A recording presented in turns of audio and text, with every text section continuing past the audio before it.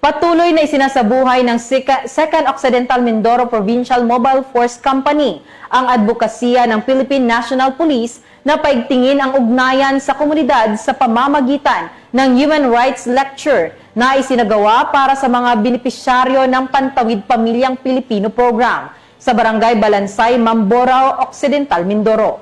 Patrolwoman Christine Lorenzo sa report.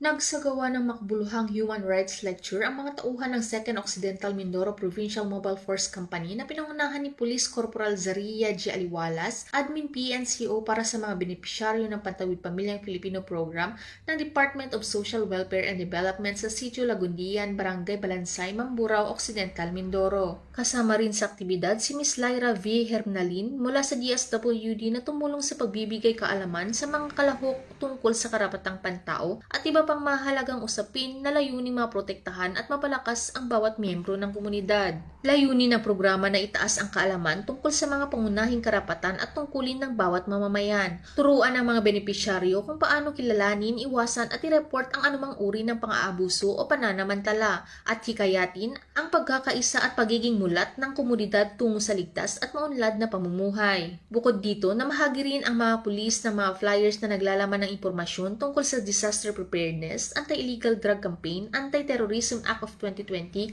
at public safety tips upang mas mapalawak ang kaalaman ng publiko. Ang aktibidad na ito ay patunay ng patuloy na pagkikipag-ugnayan ng kapulisan sa komunidad upang maitaguyod ang respeto sa karapatang pantao at mapanatili ang kapayapaan at kaayusan sa bawat pamayanan.